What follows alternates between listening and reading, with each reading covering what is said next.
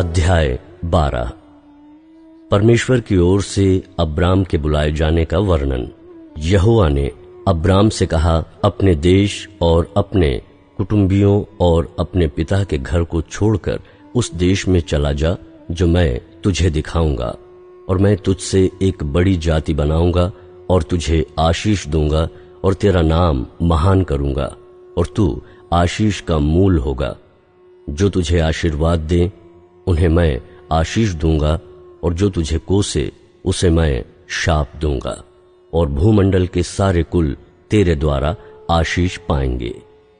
यहोवा के इस वचन के अनुसार अब्राम चला और लूत भी उसके संग चला, और जब अब्राम हारान देश से निकला उस समय वो 75 वर्ष का था। इस प्रकार अब्राम अपनी पत्नी सारे और अपने भतीजे लूत को और जो धन उन्होंने इकट्ठा किया था और जो प्राणी उन्होंने हारान में प्राप्त किए थे, सबको लेकर कनान देश में जाने को निकल चला, और वे कनान देश में आ गए। उस देश के बीच से जाते हुए अब्राम शेकेम में, जहां मोरे का बांज वृक्ष है, पहुंचा। उस समय उस देश में कनानी लोग रहते थे। तब यहोवा ने अब्राम को दर्शन देकर कहा, यह देश मैं तेरे वंश को दूंगा।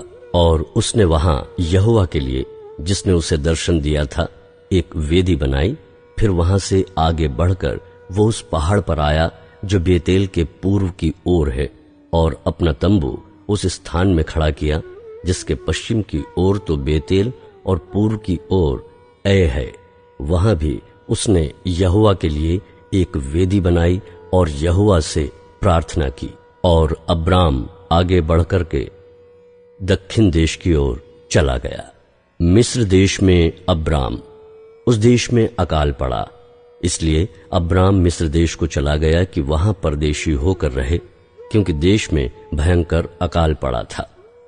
फिर ऐसा हुआ कि मिस्र के निकट पहुंचकर उसने अपनी पत्नी सारे से कहा, सुन, मुझे मालूम है कि तू एक सुंदर स्त्री है, और जब मिस्री तुझे देखेंगे तब कहेंगे ये उसकी पत्नी है, इसलिए वे मुझको तो मार डालेंगे पर तुझको जीती रख लेंगे।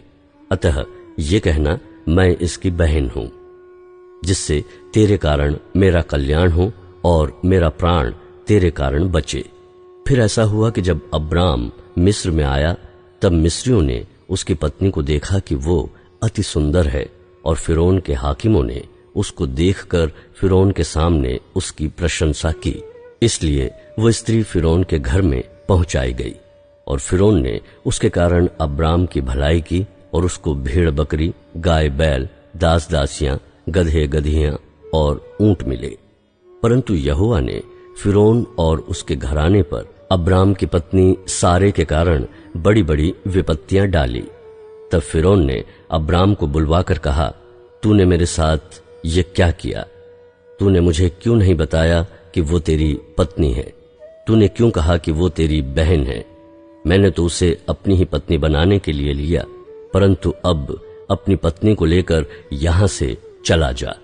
और फिरौन ने अपने आदमियों को उसके विषय में आज्ञा दी, और उन्होंने उसको और उसकी पत्नी को सब संपत्ति समेत जो उसकी थी विदा कर दिया।